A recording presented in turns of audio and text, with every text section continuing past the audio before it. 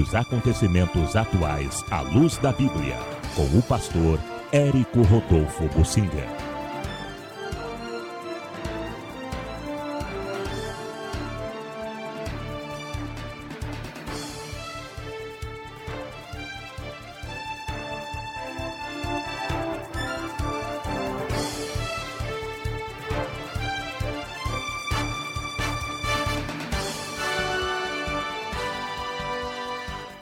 O Irã se prepara para o Gog e Magog, a invasão de Israel. Eu quero falar um pouco sobre o Irã, este país moderno que na Bíblia é chamado de Pérsia. A Pérsia chegou a ser grande quando se juntou com os medos e formou o Império Medo-Persa, que conseguiu derrubar o Império Babilônico, isso profetizado por Deus, e se estabeleceram. Alguns reis eram originários da Média, Dario, o Medo, por exemplo, e outros eram persas, Ciro, o persa. A Pérsia, naquela época, dominou praticamente o mundo todo. O rei Assuero da Bíblia era da Pérsia, hoje chamada Irã. Ele conseguiu, era reconhecido como Xerxes I, arregimentar um exército de 1 milhão de homens e partir contra a Grécia. Foi ruim o resultado daquela operação e depois ele acabou sendo derrotado. Mas a Pérsia foi grande no passado. Passou uma época muito caída, mas ultimamente, com o advento do petróleo, a Pérsia passou a ser importante. Eu me lembro do Shah Reza Pahlavi, era o homem que mandava na Pérsia, e com o apoio dos Estados Unidos e a riqueza do petróleo, ele fez a Pérsia se tornar um grande país, um país poderoso, e até hoje ainda é. A Pérsia desenvolveu, a Pérsia não é um país árabe, mas é de maioria muçulmana. Desenvolveu um exército muito grande, forças armadas muito poderosas. E aí houve, há coisa de 30, 40 anos atrás, um golpe de Estado, e a maioria muçulmana reconheceu o Ayatollah Khomeini, escreve Khomeini. Ele liderou uma revolta do povo contra a dinastia que dominava o governo. Por fim, eles venceram e estabeleceram uma república islâmica.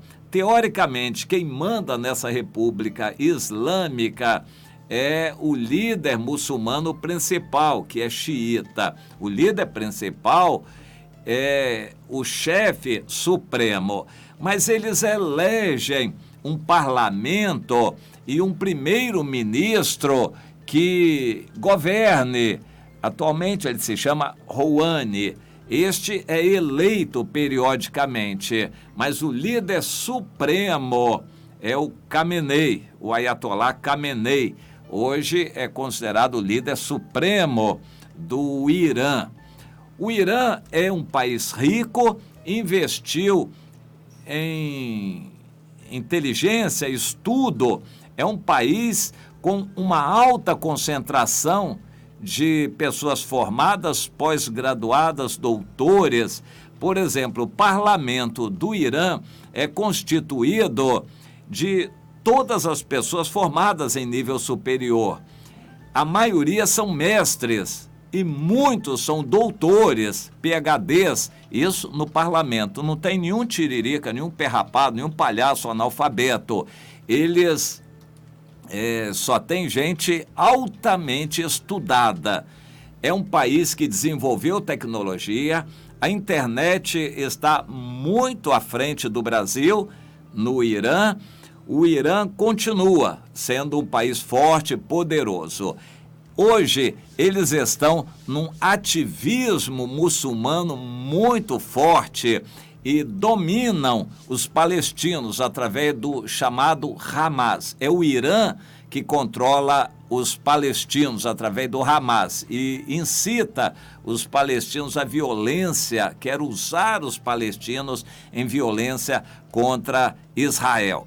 O Irã praticamente controla o Líbano também, ao norte de Israel, através do Hezbollah, aquele grupo terrorista que influencia o governo. O governo do Líbano é eleito, mas se rende, se dobra ao Hezbollah, de quem recebe do Irã, através do Hezbollah, muitos recursos, armas e, enfim, muita coisa que está, de certa forma, sustentando o Líbano.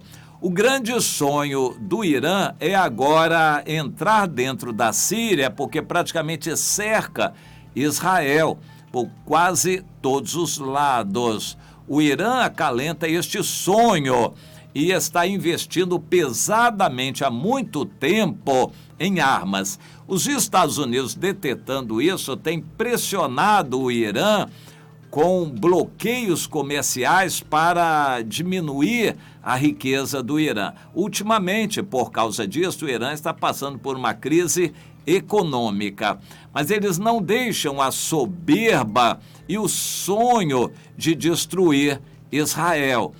E eles estão investindo em um projeto nuclear para a fabricação de armas atômicas. Há quem diga que eles já têm bomba atômica comprada da antiga União Soviética, da Geórgia, se não me engano, que já vendeu 2 bombas atômicas para o Irã. Mas eles querem eles mesmos aprender e desenvolver a bomba atômica. Israel já foi pelo menos uma vez, talvez 2 vezes lá destruir o projeto nuclear do Irã. Mas agora eles, muito mais cautelosos, escondidamente, talvez de forma subterrânea, eles continuam a desenvolver o projeto nuclear. Essa tecnologia nuclear basicamente consiste em enriquecer o urânio natural, como encontrado na natureza, enriquecê-lo com centrífugas mediante um certo gás que passa e transformando este urânio natural no urânio mais atômico, digamos assim. O urânio 238 é transformado no 235. Isso é considerado processo de enriquecimento. A grande dificuldade é enriquecer até 3, 4, 5%. Depois que enriquece a 20%, aí já com facilidade chega a 90%. 20% já dá para fazer pesquisas. 90% é o que precisa para a bomba atômica. Mas se chegar a 20%, facilmente chega a 90%. Mas o grande problema da energia nuclear é que a mesma tecnologia para o uso pacífico em reatores nucleares é a mesma tecnologia para fabricar a bomba atômica. O subproduto do urânio nas usinas nucleares é o plutônio do qual se faz a bomba atômica. O Brasil tem, ao que eu me recorde, 3 usinas nucleares. O Brasil também sonhou e já testou algum artefato parecido com uma pequenininha bomba atômica. O Brasil até já testou isso em pesquisa, porque o Brasil também desejou chegar lá, mas já abandonou porque o controle mundial é muito forte. E essas usinas nucleares que o Brasil tem em Angra dos Reis, o país compra o urânio, mas para comprar novo urânio ou nova carga de urânio tem que entregar a velha. É a velha que faz a bomba atômica e eles, os que fornecem, basicamente os Estados Unidos e a Alemanha, eles não deixam sobrar nada para o Brasil. Então o Brasil desejaria desenvolver a tecnologia atômica, mas não tem sido permitido. O Irã deseja e tem conseguido. Os países da Europa com os Estados Unidos, digamos, o anticristo, se reuniu em volta do Irã e disse: vamos fazer um acordo. Vocês não vão poder enriquecer urânio em grande quantidade, nem mais do que um certo nível, 3,67%. E nós vamos liberar o bloqueio econômico, mas vocês vão ter um limite na atividade nuclear. Isso com o presidente Barack Obama, dos Estados Unidos, que era favorável, digamos assim, ao Irã e não tão favorável a Israel. Israel ficou de olho comprido de longe, acompanhando e não concordando com este acordo nuclear com o Irã. Mas acontece que hoje os Estados Unidos saíram desse acordo com o presidente Donald Trump e estão impondo um bloqueio econômico, como que fiscalizando os países do mundo para não comprarem produtos do Irã, principalmente o petróleo. E isto, de certa forma, é vigiado pelos Estados Unidos, está causando um certo problema. Há países que furam o bloqueio e compram petróleo. Por exemplo, a China está vindo à tona que a China está guardando petróleo do Irã para furar o bloqueio. A China não respeita os Estados Unidos e outros países talvez estejam assim pegando uma parte do petróleo, mas o grosso do comércio está sendo vigiado pelos Estados Unidos. Isso está trazendo uma deficiência econômica para o Irã, que está sentindo. Em represália, o Irã começou a enriquecer mais ainda o urânio para tentar pressionar os países do mundo a liberarem este bloqueio econômico. Em resumo, o Irã precisa de dinheiro para se tornar forte e comprar muitas armas. Eles desenvolvem algumas, eles têm indústria de armas, mas eles precisam comprar outras, principalmente as armas mais sofisticadas, principalmente da Rússia. Precisam de dinheiro, que vão tirar do petróleo.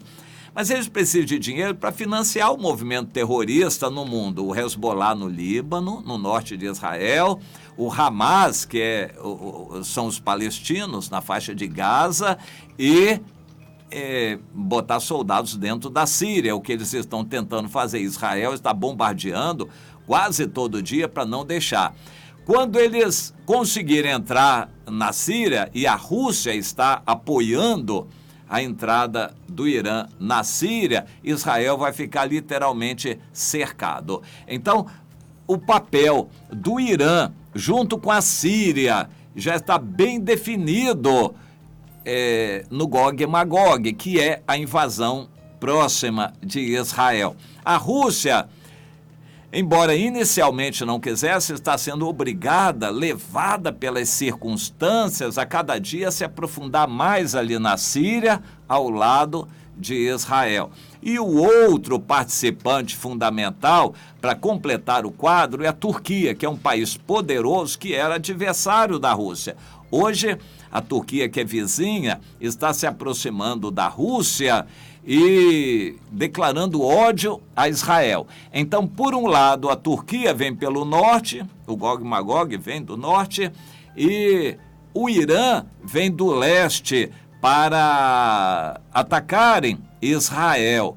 E eles estão disputando quem está na frente. A Rússia, em princípio, não gostaria de estar nessa empreitada, mas como diz a Bíblia, o Senhor é quem vai botar o anzol e trazer a Rússia contra Israel. A Rússia está sendo levada pelos países árabes e muçulmanos para estar ali, e quando o arrebatamento acontecer, eles vão ser praticamente obrigados a invadir Israel, onde vai ser destruída a Rússia. A Rússia vai ser destruída ali, ela não vai participar mais do quadro para o final da profecia, não sei lá no fim do milênio. Mas, então, esse quadro já está sendo delineado. O Irã está conseguindo se safar, sair desse emaranhado, e eles continuam lá dentro perseguindo os cristãos. continuam com ódio a Israel, continuam desenvolvendo a bomba atômica, eles continuam fortes investindo em armas e soldados e querendo entrar na Síria, o que de fato estão conseguindo aos poucos, mas estão conseguindo entrar na Síria e tomar uma posição forte para dali invadir Israel. Ou seja, essa invasão de Israel pelo Gog e Magog já está muito perto. O Irã é citado na Bíblia claramente em Ezequiel 38 como a Pérsia que vai estar nessa empreitada. Agora, a Turquia também está tomando a sua parte, a Síria já está ali, Líbano e os palestinos já estão também, e a Rússia está sendo praticamente obrigada a apoiar tudo isso. O Gog e Magog já está bem delineado para acontecer. É a invasão de Israel que vai acontecer logo depois do arrebatamento.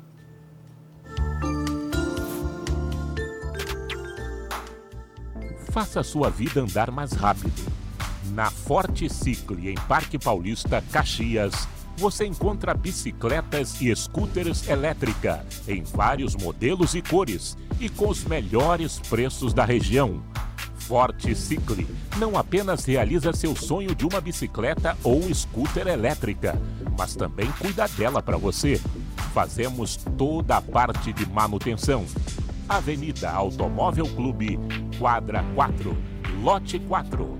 Telefone 3652-8382 ou pelo zap 96456